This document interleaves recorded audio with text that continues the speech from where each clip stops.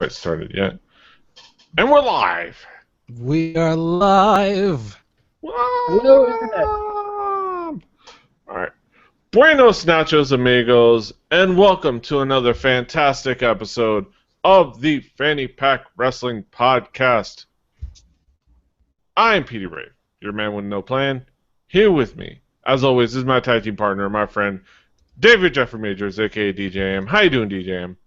We are the Fanny Pack. We talk about the indies, and we enjoy them a lot, except for some shows sometimes. Petey Rave, my friend, what is going on? The good shit Fanny Pack rides once more, and we've got two guests to introduce some more independent wrestling to. Yes.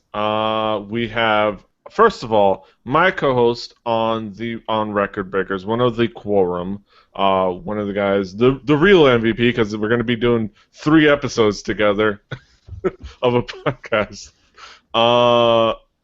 Drew Snyder, Juicer X. How you doing, Drew? I'm doing pretty great, yeah. Me and you are in for a long haul tonight of great shows, so should be a fun one. Yeah. Mm-hmm. And who else we got, Deej?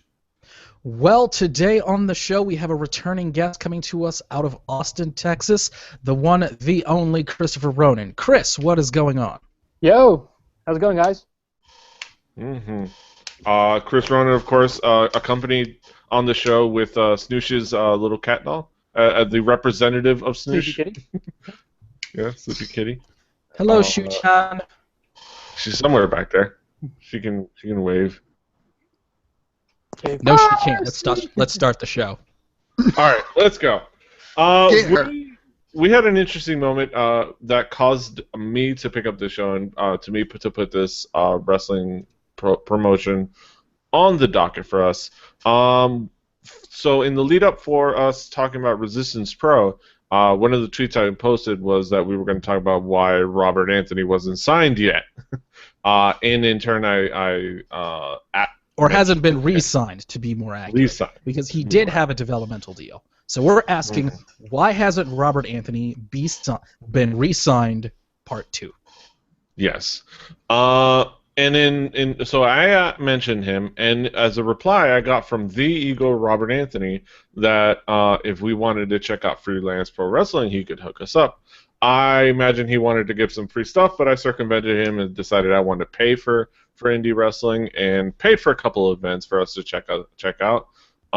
Because my wallet is not tight unless like a lot of you indie wrestling fans. So we're talking about Freelance Pro Wrestling, based out of Chicago, similarly to Resistance Pro and several others. Based out of Chicago, Illinois, based out of one particular pub in Chicago, Illinois. Freelance Pro Wrestling has an interesting personality, wouldn't you say, Deej? Yes. Personality would be the word. Freelance Pro Wrestling, their Twitter bio simply says this: pro wrestling, punk rock, and partying. And going into the show, I think that pretty much says it all. Drew, hearing that, and you being a musician yourself, what did you think of Freelance? Just from that and going in right away. Going in from that, I can sort of tell that that's the mentality. They had a very that mentality. Ooh, something in my throat. But that mentality going through the show was readily apparent with a lot of the talent they had on, especially the first match with Eric Cannon, I believe it was. But like that, the music they used, the setting, just the whole feel of the thing was very punk rock.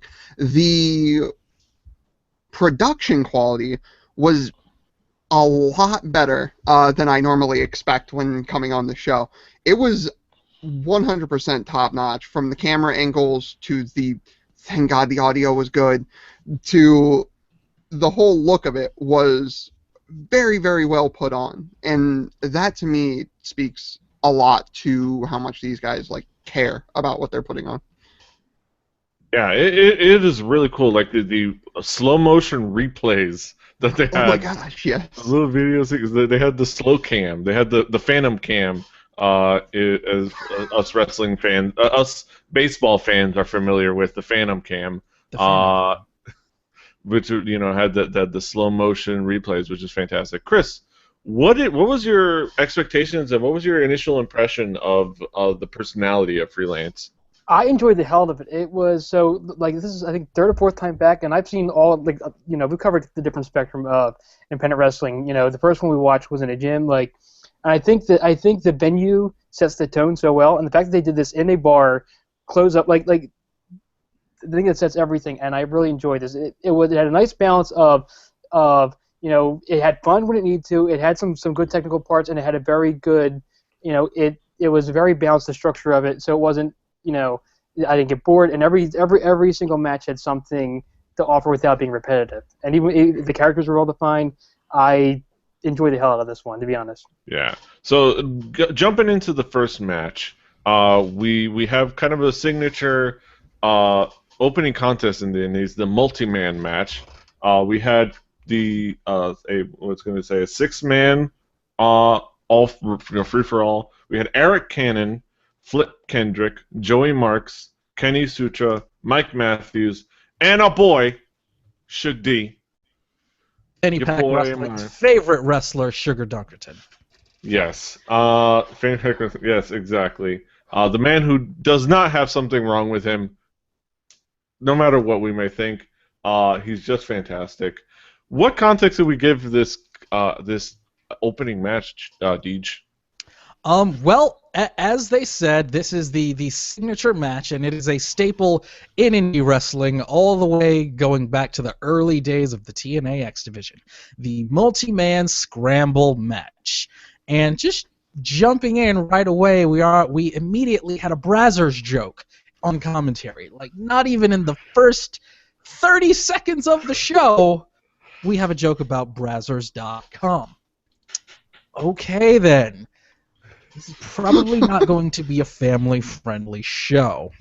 No. Chris, this opening contest, it really, as I always say with so many of these shows, the opening contest can be just as important as the main event because it is the catalyst for the show. It sets the tone. Exactly. Chris, the opening match. What did you think going in? I enjoyed it. So I like the way they were set up. I like so it was a 6-man match. They kind of gave equal time to everybody, and kind of without being too many people in the ring at once. So even though it was a 6-man match, it kind of got to kind of show you 6 different people, and really the way that they kind of shuffled them around and had 2 people in the ring most of the times and focus on them. I really kind of like the way they laid it out. At the end of the day, there's only really 2 people in this match, which was basically first time seeing Sugar Dunkerton, which I enjoyed, and Eric Cannon. Basically, they were the match, and everybody else was just kind of set dressing for the match. And I also just want to give a quick shout out to Michigan native Flip Kendrick for appearing in this match. Yes, of course. Eric Cannon playing the position of catcher in this contest. For the wrestling in the know, you know what that means. You know what the big man, his role is in a flippy match. But Eric Cannon plays. I also have to point out, and Joey Marks. Joey Marks did the thing that kind of got me a little, perked me up when he entered to the ring with Miami freestyle music. Straight up Miami freestyle music. We got some Michigan love in here, and we got some Miami love in here. This Don't is already Stop the Rock by the band called Freestyle. You can't get more freestyle than a band called Freestyle. And I definitely enjoyed that. Of course, Eric Cannon being hilarious. And of course, Suge D. Taking off his pants at some point. Drew. Go ahead, Chris. So Eric Cannon to me kind of came off with, as if you were to cross someone called Steve Austin with the dude from Big Lebowski, that's kind of his character. Like, he was not wearing the mohawk this evening. I noticed that. Which was odd, yeah. Drew, what did you think of the opening contest? Well, one, I'm gonna get right off the bat. Eric Cannon's shirt with the Off Ivy guy. Don't think that went unnoticed by the Ska Kid. Points for that, but you give me a match with Sugar Dunkerton to start off. Like, I love me some Sugar Dunkerton. Like, and that's gonna always get Drew, me hooked up. Have you checked out Resistance Pro, where he I have is their not. current champion? Ooh, I gotta check me out some of that because Sugar Dunkerton always They gets have a me YouTube hyped page. up. They have a YouTube page. They have And their check that out. entire event animals up there for free on YouTube. Okay, I will check that out after all of the shows I'm doing tonight. But yes, this was a very high-flying, flippy match. But even in that, it was shot really, really well. The care that they took of having the multiple camera angles really paid dividends here, because I remember, I believe it was the last time I was on with Brandon Cooper, Kingcast, there was a 3 or 4-way tag match that we watched in that one, I believe. And Wrestling. yeah, and the problem with that was, at certain points, you didn't know who you were supposed to be watching and whose choreography mattered. But in this, you always knew exactly who you were supposed to be watching, because they very, very well knocked over my own microphone, because I'm an Italian and talk with my motherfucking hands. They very well put. They made sure that when the match was supposed to be in the ring and the point of the match was supposed to be in the ring, that they were showing that, and there wasn't much going on outside, but they did have, with a lot of the high-flying guys, you're gonna have them go outside, and they had that time of the match, and they went back in, and it flowed really, really nicely together, in my opinion. I think that's key to the success of this, because even with some of the other productions, even with some of the two-person matches, it was very hard to follow because they did a lot of wide angles, and you kind of had to follow it yourself. They very well, managed 6 people back and forth, and to get, very, showed you what you should be watching at any time, and that's very much key to being able to understand what's, the flow of the match. Mm-hmm. Interesting that, Deej, some production value and camera work. Huh. And can I just throw a shout out to basically the entire Chicago indie scene for their production value? Seriously, Yes. Resistance Pro and Freelance Wrestling with some serious top-notch production value. And also like I said about Resistance Pro a few weeks ago, their website is really nice too. Really nice, really well designed. So again, really well done. And also another shout out to the commentary team in this match. As you know, some of you, Eric Cannon is sponsored by Pabst Blue Ribbon. But the commentary team went up full-on Brock Lesnar UFC 100 and made a reference to Coors Light instead of Pabst Blue Ribbon because they're not getting paid.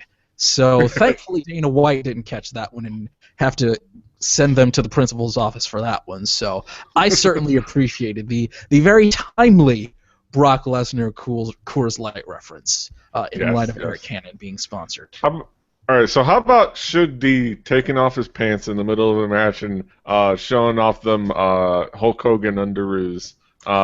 Who enjoyed that? I couldn't even with that. I have to say I'm going full Tumblr on that one and just saying I can't even. I can't even. Yes, dropping the atomic leg drop. Just amazing. Really? Amazing. Not gonna lie. It ended with the Hogan spot. It ended with the Hogan spot. Really? Yes. It's 2015, but you know what? All right, okay. I'm gonna let it because people enjoyed it. People got a kick out of it. It made people laugh. And that's it what is Suge D's Sugar about. Dunkerton, and he can do that because Sugar Dunkerton is awesome and should be booked everywhere. Exactly. He can do that, so it's okay. I will say Zach Braxton did kind of make it a little too over obvious, where it could have just been like a slight nod. It's like if you don't get it, then you don't need to. I think he overcalled out some of the references on the show tonight. I think. Yeah. That point could be made for that. An argument could be made for that. That's for sure. But yeah, that was a good opening contest. And like we said, production value. They had the highlights at the end, the highlight medley at the end that smoothly transitions to the introduction video snippet for the next contest with the music having no pause whatsoever. Just smoothly transitions over to the next contest, which was the 4-star heroes taking on If Looks Could Kill. The four-star heroes, of course, being a guy we met before when we first talked about Resistance Pro on this podcast. The formerly king of the dark matches, Chris Castro, and Marvelous Matt Nix, forming the four-star heroes, formerly the two-star heroes. If you don't understand, look, count these stars on the Chicago flag. Now, P, I have to say, the four-star heroes got huge points with me because their entrance music was the opening to Dragon Ball Z Kai Dragon Soul by Vic Mignogna. So that immediately, I love these guys because it had me singing "Mysteries Abound, made of deep energy." Yes. Anime. Yes. Anybody in wrestling that can throw in some anime offense, I automatically love them. So the four-star heroes were absolutely fantastic right away. And then you had the team of If Looks Could Kill. Wow. Very heel. Such hate. I was going to say. Tactics. Wow. Wow, these guys are heels. Wow. Much heel, very douchebag. Wow. They're rocking the T, as Kaz would call it, the T-Swizzle. Taylor Swift entrance music. Very timely, her most recent release. They had the great opening moment where they refused to wrestle, and they just said, you know what, we're just going to dance to Taylor Swift because we want to celebrate her birthday. It's her birthday tomorrow. We want to dance to Taylor Swift. And then another heels. And then the great moment from commentary after that, where they said he seems like the kind of guy who would support Gamergate. Yeah, that was awful. Getting political up in the joint.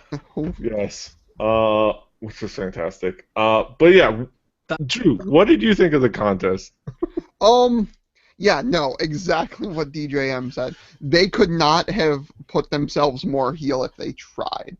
Like, that was, and going into it knowing the punk rock nature of Freelance, then doing the Taylor Swift thing is like, okay, yeah, no, that's right there. Like, it's like, wow,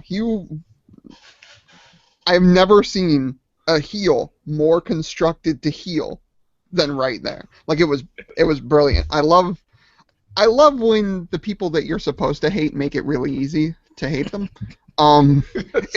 It's not none of that, like, the Attitude Era where there was heels, but like you could still like the heels because like the heels were cool and rebellious. It was like, no, we're just gonna be douches, and like I love that. These guys were the worst. Right? They were the absolute worst. But like, who was the one guy? Were the best. Who was the one guy on the announce table that kept trying to like bolster them up and like, no, it's all right, they're great, and everyone's like, no, they're not. Like, I cannot identify him by name, but he was he was doing that all night. He was the requisite heel commentator. Right, exactly. Also, someone also pointed out that these guys were on the Brian Cage diet, and that they were both rather beefy. Yes, rather beefy. They also threw out some which is a great tag team name, by the way. If there's anybody out there that wants to steal that, Rather Beefy is a great tag team name. Anybody in the Ohio area wanna wrestle? I'll be half of that tag team. Wanna wrestle? Rather Beefy is wonderful tag team name. Chris. Best moment of the match was the Kamehameha finisher. That was yes. Like just the interruption, because you can't just you can't just give it to him. Mm-hmm. And then the great moment after when you finally got it, when he was like Kamehameha, and it was just beautiful. But yeah, Chris, what did you think of the contest overall? Again, I enjoyed it. I liked the way it was very good balance. It went back and forth pretty nicely. A lot of focus on Chris Castro. I enjoyed Chris Castro a lot. Just in his character and the way he presented himself a lot. No. Yeah, he's pretty fantastic. Like, he's a cool personality. Like I said, he used to go, at least at the time that we first talked about Resistance Pro, he used to go by the nickname the King of the Dark Match. He's the modern day Bobby Dempsey in that regard. Yes. Shout out to Bobby Dempsey, wherever you are. Wherever you are. Hope you're doing good. But yeah, it was a fantastic contest, a fantastic tag team contest.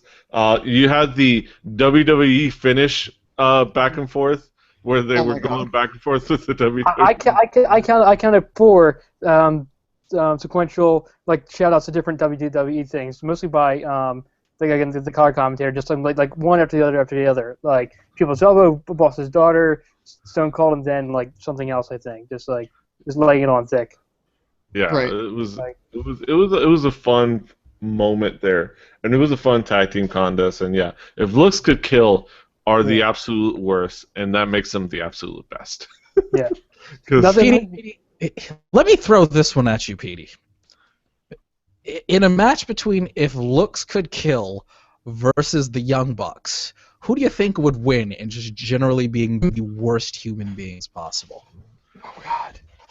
The hard part is if looks could kill are douchey, but the Young Bucks are douchey and borderline sociopathic.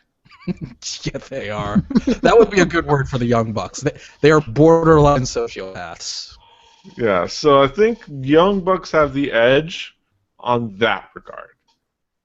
I think that's got to be a tag team match somebody has to book somewhere.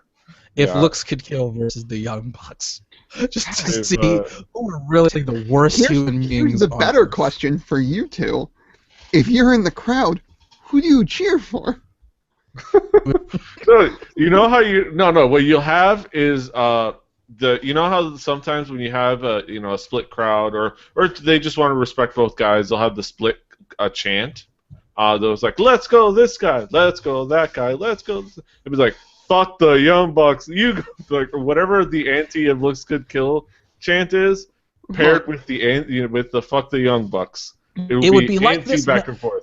It would be like this match that I saw a long, long time ago between Joey Ryan and Chuck Taylor, to where they were just going out of their way to just heal each other, kicking each other in the balls, poking each other in the eye. It was the absolute worst. And that's what I imagine this match would be. I kind of want to see that now. If anybody out there in Chicago wants to book the Young Bucks, I think the team that they would be best against would be If Looks Could Kill. I feel like there's an aspect you could play off of that there, where if you have 2 major heels, who can piss off the crowd the most? Just who would be the worst? Who would be the very, very worst? Yes. Yes. Fantastic. But yeah, fantastic. A fun tag team contest that leads into the next contest, again smoothly, with DJ Zema Ion, not necessarily my favorite DJ Z, but I like him just fine. Taking on Isaias Velasquez in a grudge match. Isaias Velasquez. Speaking of heels, Isaias Velasquez was a person. First of all, I just want to give a big shout out to Zema Ion, who's been one of the more underrated guys in wrestling in the last 10 years or so. He's very, very good, and very, very happy for him and all of his success in TNA. And he's always been a very, very good talent. And he reminded everybody that back before he got signed by TNA, he was always a very, very good babyface. So I just want to give a big shout out to Zema Ion for that one, and once again say to Zema Ion. And also give him a shout out for not wearing Beats.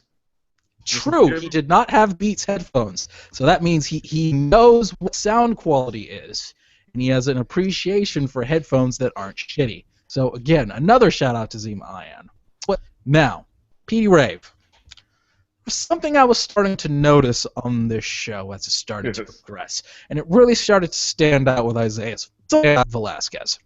It seemed like every heel on this show seemed to have an issue with wanting to be a bit more exhibitionary, if you will. Yes. Yes. What was with every heel on this show seemingly just dying to show off their junk to people? It's kind of a problem. No, it was kind of an issue. I think it's a rule, or maybe it's like they're all part of the same club, like exhibitionist club, or like. I mean, I again, don't know. if that's your thing, hey, nobody's judging. Nobody's judging here. Well, I'm not judging anyway. I don't know about Drew or Chris. But it was just an observation that I made. And it seemed like as the show progressed, there always seemed to be somebody that wanted to show off their business, if you will. Yeah. It's just a little odd. Just a little odd. Why when you give me the promotion to watch where everybody shows themselves naked, as DJ I'm bringing up, why wasn't that the last one? I'm just gonna point that out real quick. But no, that's the thing. Zema gets points with me as an audio nerd for not going the easy route as the DJ and wearing like Beats or like the stupid like Ludicrous Soul, whatever they are, headphones, or like the name brand. I couldn't actually pick out what he was wearing. It looked like AKG, I know, but I'm not 100% sure, so I'm not going to try to name it and look like an idiot. But the thing about this match, in particular of the other ones, to me, it seemed the sort of technical showcase as opposed to the other ones. Like, you had the sort of characters of the 4-star heroes and If Looks Could Kill. And then before that, you had the craziness, right, of the scramble. But then this was like, all right, we're going to sit down and we're going to have a technical match and we're going to change directions here a little bit, which was cool. I mean, there was as DJM junk showing, but it was still, in the match, there was still some good wrestling going on, which I thought was kind of cool. Mm-hmm. Yeah, it was some cool wrestling. It was a great getting down to basics, getting down to the wrestling stuff, but still good character work. Oddly enough, Zema Ion is from Chicago, but this was his Chicago debut. Yeah, apparently so, which is really surprising to me because Zema Ion was on the indie scene for a few years before he got signed by TNA. So that was rather surprising to me. I might fact check that one. I might double check that one. I mean, for a little while, the Chicago indie scene had kind of gone quiet, but it seems to be having a resurgence. So I don't know. Maybe I will fact check that. I'll look into that. But yeah, Chris, what did you think of this one-on-one contest?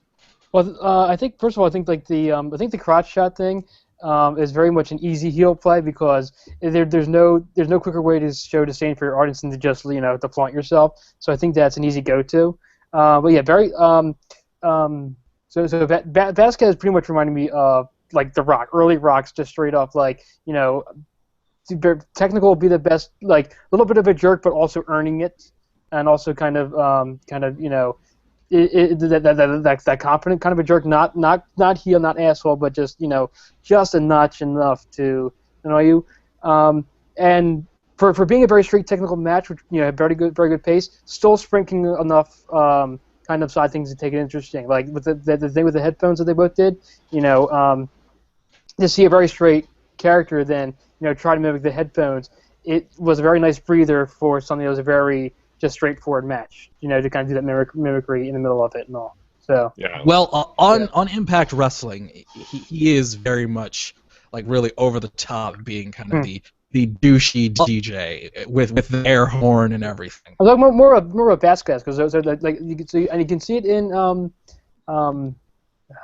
DJZ's character, kind of like he obviously played that punk thing, but then to see, I don't know if I liked it or not, but to then see the more straight character for that match, then try to mimic it, kind of was interesting.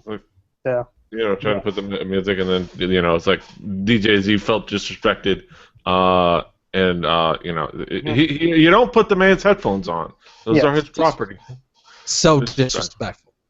Yeah. This match made sure kind of solidified Zema Ion's. And then shit, out of nowhere. Mm-hmm. Look out! Out of nowhere. After Isaias Velasquez got the win, his former tag team partner shows up because he turned on him. Yes. But then out of nowhere, oh shit, Petey, who showed up? Who showed up? None other than the Ego, Robert Anthony. Yes. The Ego, Robert Anthony, shows up, makes a statement, and then picks up the mic and makes a statement about what he's going to do going forward. Essentially, it almost like him like debuting in freelance, like he broke free of the ship Resistance Pro, and now he is a freelance wrestling guy. And that's what basically you want to characterize that moment as. I just want to point out how great Robert Anthony was in this promo, because he started it out with his normal, I'm Robert Anthony, I'm the greatest thing since sliced bread for number 2, cheer for me, and everybody started cheering for him because it's Robert Anthony. So it was like, okay, they're into me, I need to kind of flip the script a little bit. And then he led them in because it was the Chicago bar crowd, and it was like, you guys are all drunk and debaucherous, and I just want to say that is absolutely disgusting, and I hate all of you.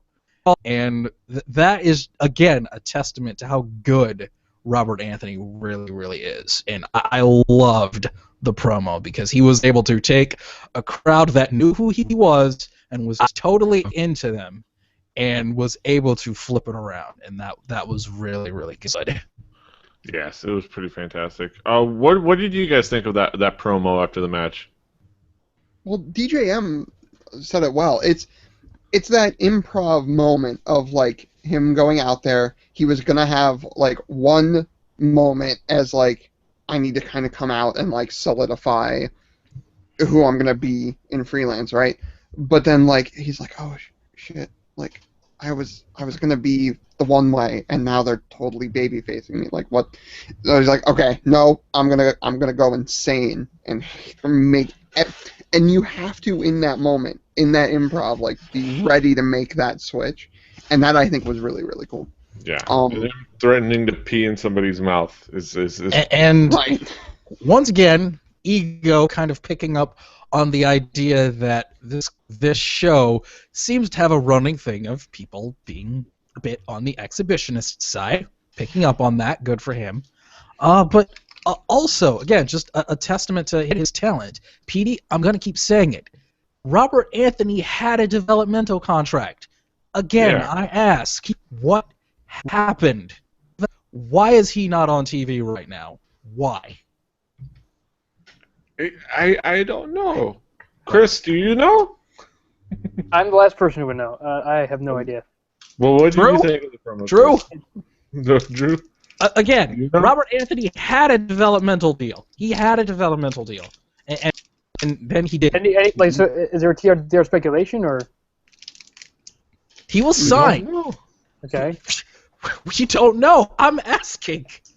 I would like to Drew, know. do you know?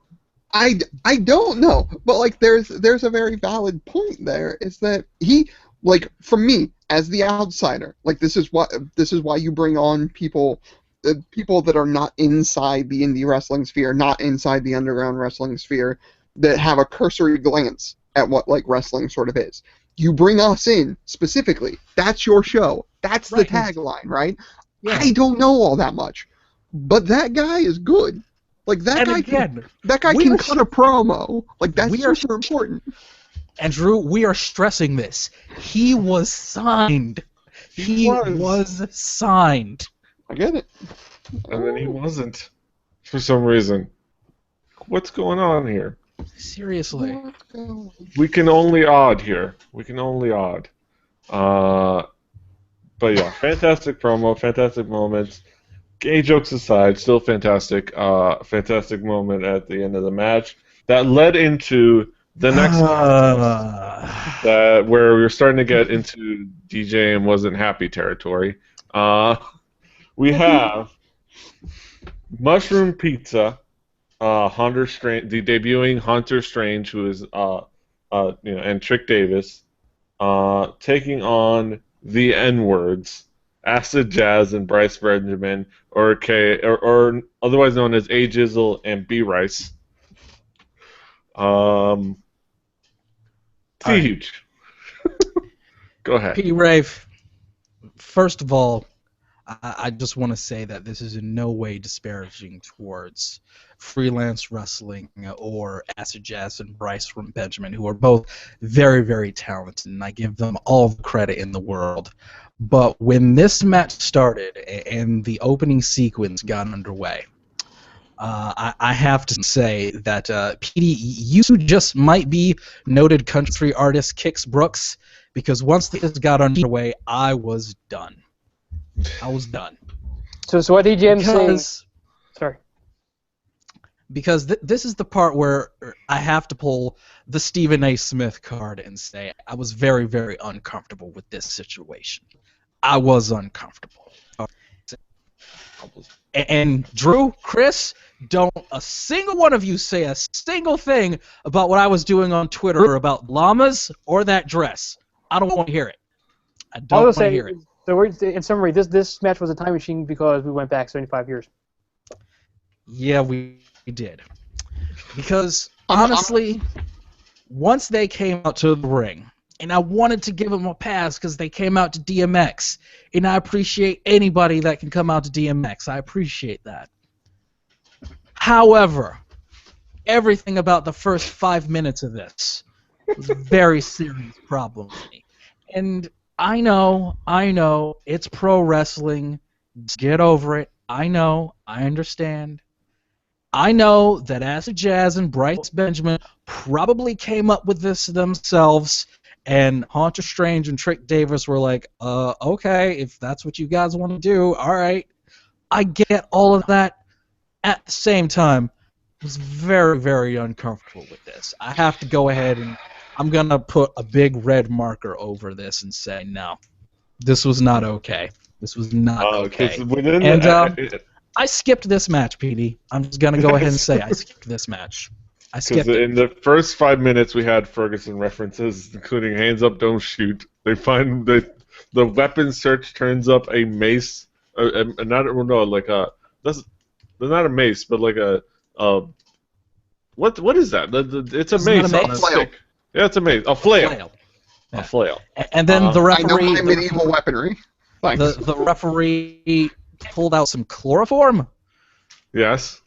Yeah, this just got worse. They had the guns.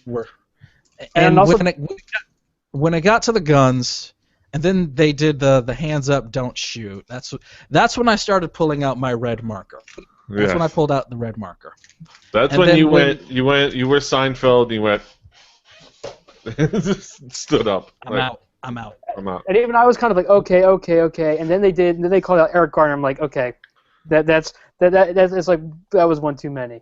It goes to the beautiful thing of, hey, this downloaded file has chapters.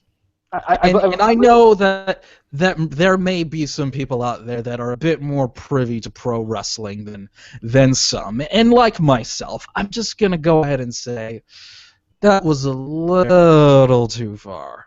That was a little too far. A little too far. Drew, did you make it through the contest like I did?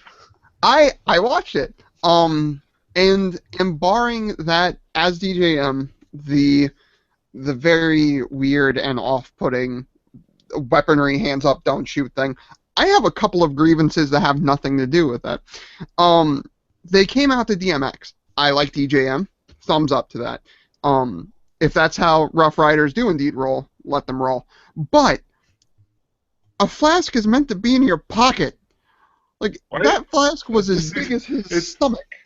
Like, that defeats the purpose of the flask. Right. Like, that was my I can understand the giant 80. I can understand the 80 ounce. Right. It's just a big bottle, right. That too. The 80 ounce is fine, the malt liquor. You know, a 40 ounce is meant to be a big container of malt liquor. So an 80 ounce is a bigger container of malt liquor. The malt liquor. Oh God. See, as my sister would say, this is why we can't rise as a people. This is why. Yes. Shout out to your sister, who's awesome. The match overall was fine as a match.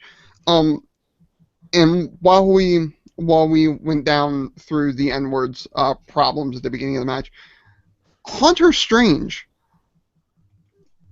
he's trying to be a mix of a Juggalo and Sting. Like, I don't like the way I characterize it. He looks like he could front, like he'd front like a mid 2000s post hardcore band. You know, like a The Used, or Yeah, like, you know, all like he looks like, especially with the pants. He's just slightly more makeup than usual. He'd be like the one guy in the show that put on a little bit more makeup than usual, but he basically, with his like torso and his like his specific kind of combo of tattoos and his pants. I don't know if that makes sense. It just that's the vibe I got from him. I don't know if that's what he's going for, but that's what caught my attention. But as you say, if this was sort of his sort of debut showing, he can still tighten up that angle, his bit. Like I can now further understand. But yeah, the beginning of that was flipping weird. Yeah, and I'm just honestly to Bryce Benjamin and Acid Jazz. Yeah, both of those guys are better than this. They're better than this. Yeah. Especially we and this show. If you follow the show, you know we are fans of Acid Jazz, and specifically the Soul Touches. We are the Soul Touches guys. We're fans of them. I'm saying Bryce Benjamin as well. He's very, very good. But yeah, they're better than this. That's all I'll say. So moving on. I guess those of us that finished it got to see smooth transition. The other two got to put next chapter. One thing, I would just on the match though, like if you skin them, not skin them, like skin as in like if you kept the same content but changed their theme. No, true. No. No, not like that. Open the door. What I mean is, if you kept the thing with like the bit with the weapons and stuff like that and all, if you took it and in a different context. Right. If the gag or the thing was something else, it would have been a very good, setup. Like, oh, they have a lot of weapons on them. They're doing stuff. The fact that they did it in that context, took away from some that was very good concept as far as setting it up. The guns that really kind of the flail. If like they had like a rat on a stick. Yeah. That was they had like a wizard staff. Yeah. If it was just like more and more ridiculous weapons, and the sad part is that like outside of that, it would have been fine. And even if they wanted what made it was the worst was the commentary rubbing it in. If they wanted to be a subtle thing or there's no defending it, but the fact that they were like do you get it? Do you get it? Do you get it? Do you get it? That was the commentary. Do you get it? Do you get it? Yeah. Like I got it all right. I got it. We love when people insist on trying to get people to get it. Did you get it? Did you get it? But yeah, moving on. Like I said, next chapter. Moving on. Quickly. We had an intergender contest. We have the latest to do the I'm the greatest intergender wrestler thing. Darren Corbin. Yay! Darren Corbin. He of AC, the DC to Eric Cannon's AC. Aaron Corbin taking on Melanie Cruz. Fresh off her stint, most recent stint in Japan, I believe. That is what they said. And also, I say once again, yay, Darren Corbin. I don't know if this feeds into the whole gimmick about me being really into redheads and possibly having a ginger fetish or not. What with Taylor Hendricks, SoCal Val, Scarlett Bordeaux, and I guess now Darren Corbin, I guess? I don't know. Maybe. I have a problem. He's your man crush Monday. I guess so. But I always enjoy seeing Darren Corbin, and he was playing the I will not wrestle a woman concern troll part this evening, saying he would not wrestle a woman because he did not want to beat up a woman because he would win, and then there was some woman in the crowd, and he went off on the whole women shouldn't talk, and the person on commentary who was playing the role of heel commentator threw in, well, she should be in the kitchen. It's like, oh, come on. What are we doing? What are we doing? These are just old bits. just the old bits. There's really no other word for it. They were playing the old bits. And then out of nowhere, I was kind of hoping that it would be Vanessa Craven would come out, but we got the next best thing in Melanie Cruz. Yes, Melanie Cruz, who has been around in a bunch of different promotions, I believe. I want to say she was in Shimmer at the very least, and Shine probably a couple times. I want to say, all the good ones. Chris, what did you think of Mr. Intergender Wrestler extraordinaire Darren Corbin and his contest with Melanie Cruz? So here's the magic question for this match: How do you think people will heel 20 years from now? Because I feel like everything is like, so it's like you take the thing that's the hot issue from maybe like 10, 15 years ago, and you bring in today someone who hasn't caught the train yet. So because I think the last couple episodes I was on, it was like, they still play the Russian card, stuff like that and all. And here you have, women can't wrestle, which, for an independent wrestling scene is kind of like, it's like, a couple years too late. So we've crossed that bridge, son. Yeah, yeah. So it's like, what will be left to heal? They'll find ways, I'm sure. Yeah. They'll find ways. If there's guys as good as Robert Anthony and his or whoever is his protege going forward will find ways. Yeah. They're gonna be that good. But yeah. I will say that I noticed from both Darren Corbin and Robert Anthony that the way to be a heel at with a crowd at a bar in Chicago is to be the quote-unquote upstanding moral gentleman that tells the crowd that they're rude and depraved. They're doing things as awful as having premarital sex. How dare they? Just throwing candy out into the audience. Basically. Which of course is a card in CM Punk. If you get booed for throwing candy, that's the crowd. There is such a thing as a heel crowd. So if you get booed for throwing candy, the crowd is the heel, not you. That's no. Yeah, they're the heels. But Darren Corbin, Melanie Cruz, Drew, what did you think of this contest? First, we'll get into the beginning of the match. That woman was this close to seeming like a plant. Like, that's how well she was, oh no, egging him on. Like, it felt like a plant to me almost.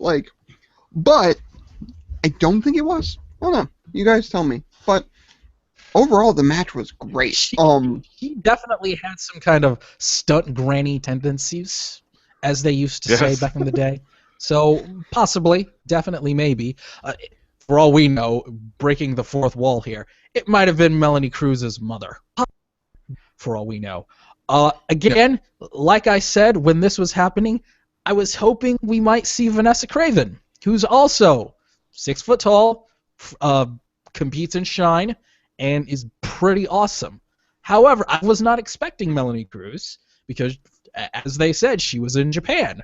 But in the end, it worked out. So this was very well executed all around. So, as you were saying, Drew. Yeah. I don't know how doing a wrestling trip to Japan is viewed by the normal wrestling crowd, but this chick, I don't know, this chick was good. She was just a bang-out great wrestler. And, wow, that sounded better in my head. But it was just a great match. And all the jokes at the beginning of it aside, and I'm usually not the intergender sort of kind of guy.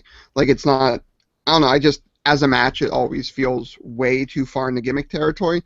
And that's saying something coming from the guy who likes 90s era wrestling. But, I don't know, this match was actually really, really great and really, really stand out. It was a lot of fun to watch. And sort of having that backstory of her, taking that trip and, him coming back and sort of just whooping on this guy was kind of awesome. So yeah, and fairly undersold for how good that she was too, because the sign of someone so good is she can hold her own, but yet the spotlight for someone that good, the spotlight was on him for most of the thing, and all the little gasps were stuff that he grabbed or stuff like that and all, but she let him have the the spotlight of the match, and you need to be someone that's very good to kind of to hold your own, but also have it be on the other person. Mm-hmm. And again, I've said for quite a few years, Darren Corbin is one of the more underrated guys on the indies, and I'm always happy to see him in. He definitely played the role of the concerned troll heel very well. Yeah, no, that's the thing is like there's the technical aspect of like the stuff in the ring, and there's the character that you have to play as a wrestler. And he's very good. He does both really well. Like whether you are a kind of guy that like sides with a heel or not, like it doesn't matter. This guy played the character very, very well, and that is very, very, very. And I have to say, it seems that Melanie Cruz borrowed the Human Tornado's Balls of Steel. Yeah, that was like maybe I'm not too privy on female anatomy, but I would figure that with a shot like that, regardless of if you are a male or female, it would still hurt. Yes. Would it not? Yes. I'm going to say probably, I'm going to say, like I said, she borrowed Human Tornado's Balls of Steel, just for the night. I don't think it's okay for you to say that, Petey, so I'm going to let you hang by yourself on that one. Mm-hmm. But yeah, that being said, Darren Corbin, Melanie Cruz, pretty cool contest. And that leads us to our main event of the evening, which was an interesting match, to say the least. We had the Fans Bring the Presents Christmas Carnage match, or Christmas Chaos, depending on where you read about it. We had a couple of, I think, company guys. This is a couple of the guys that are the guys of the company that they're guys. We had Rough Crossing, hailing from Montana. I'm guessing is probably a big fan of Black Label Society. Probably. We had Rough Crossing, safe bet, taking on Yabo the Clown. Friends brought the presents, and we got to find out what those presents are. It was like Christmas all over again. Deej, what context could you give this contest? I will say that I'm in the minority when I say I absolutely love Christmas-themed wrestling matches. One of my favorite things of all time in wrestling is when Impact Wrestling had a Silent Night, Bloody Night match with said Christmas presents and a barbed wire Christmas tree. So I love Christmas-themed violent matches. So when I saw this, I was excited. Rough Crossing, wonderful pro wrestling name, and Yabo the Clown. He's a clown, and I guess he's apparently psychotic as well, because we're still doing psychotic clown gimmicks in 2015. But hey, it's all right. It's cool. It worked. So I'm cool with it. Okay. And I mean, we had the reincarnation of Taz last time we had we did. So why not bring forward Doink the Clown? Why not bring forward heel Doink? If this leads to Reckless Youth coming back, then why the heck not? Or his protege, like Reckless Youth Jr. El Hijo de Reckless Youth. El Hijo del Reckless Youth. Chikara! There you go! There's something for Chikara. El Hijo del Reckless Youth. Yes. Done. But yeah, I'm going to start with Drew. Drew, what was your impression of this contest? This merry contest? First, my very first impression was, oh god, we got Doink back. Was literally the first thing I thought. It was like, oh geez, another clown. But it played well. It played well for the match, so I'll give them that. The match was really weird. Like, I've never seen a Christmas-themed match before, so that kind of threw me for a loop. Then the presents being things like, let's face it, a PlayStation 2 being one of the marquee presents. Yes. Petey, sorry. Did you ever watch the absolutely fantastic Christmas match between John Cena and Alberto Del Rio, where it was very much like this one as well? It was like, I think it was Christmas 2012 or 2013. I may have. I don't remember if I have, but I may have. it was wonderful. So again, I love Christmas matches. I love them, You had some great Christmas presents in the including contest. the PS2. PS2, we had a VHS copy of Space Jam. Yes. We had, I mean, what else? We had planks. We had other random things. I think that we had some fun moments. I honestly that we did those were nice and marquee. I kind of wanted more. I will have to say they had a few of them, but there was a lot of okay, this isn't useful. I really don't have anything in mind for this. All right, let me grab the thing I already opened a while ago. Like, there were a lot of moments like that. But, yeah, they had some fun moments. You know, the DDT on the PS2 was fantastic. Yes, that was a great poster moment for me of this match.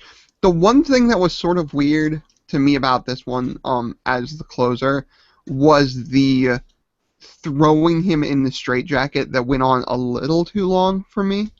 Yeah. I think it could have It was been an idea it was an idea that I don't know if he realized how much time would be involved. Right, exactly. That's the thing is a straitjacket like that isn't exactly an easy thing to put on. So therefore, it's like your witty sort of rejoinder of the end of the match seemed like a weird play.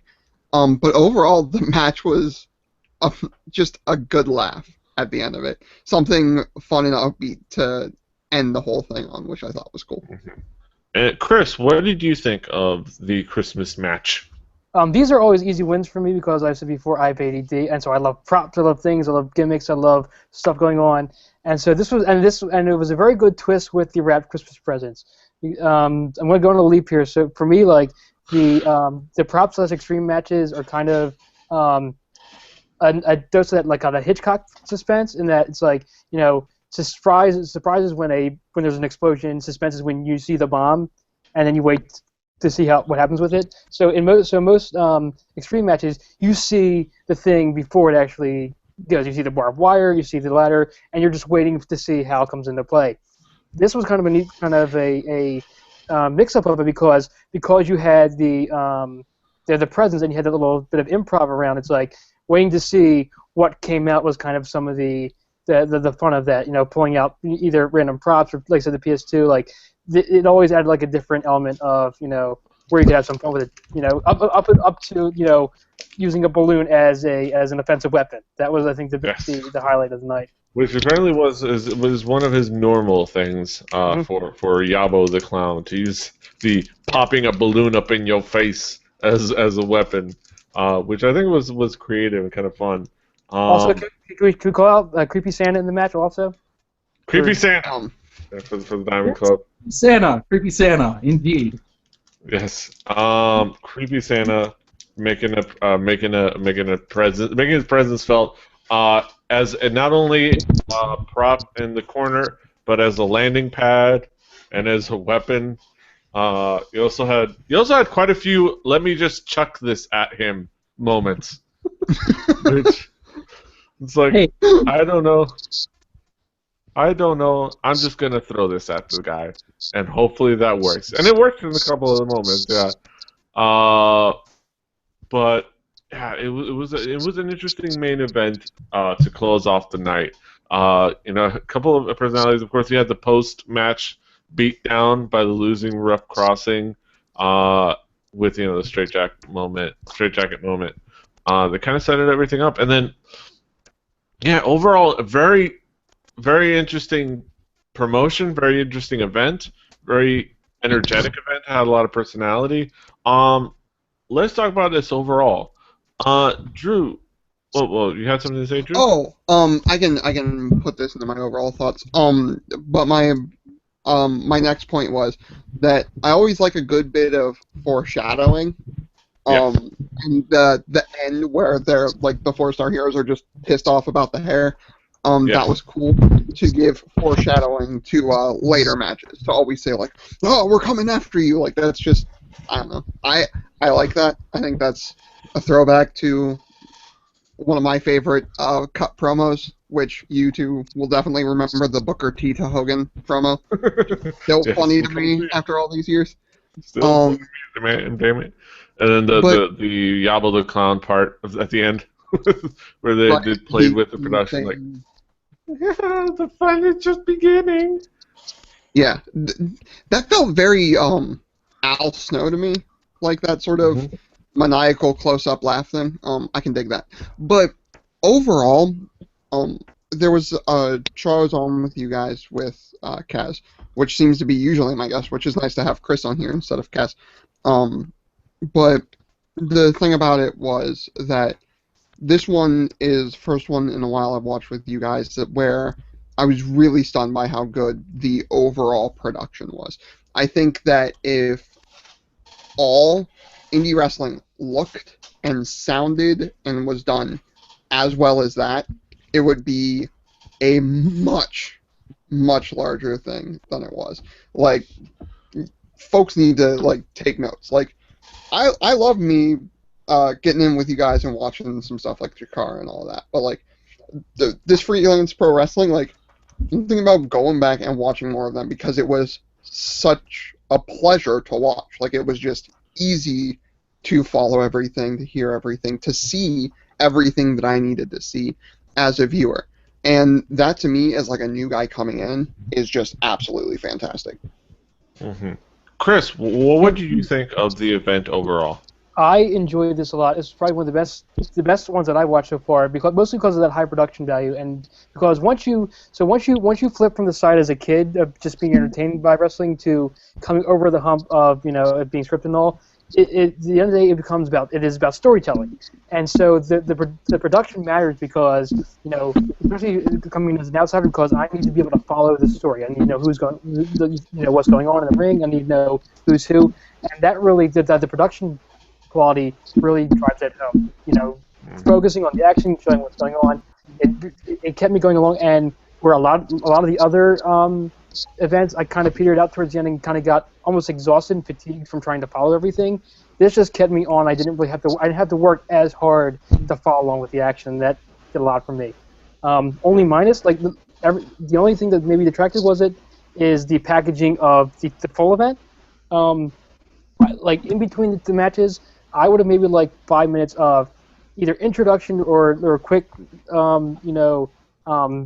retrospective, something that set up the stories, because they did some building in the commentary for some of the things that happened, but I didn't know enough about some of the rivalries, and if they could have set that up either between the matches or up front, would have added to it.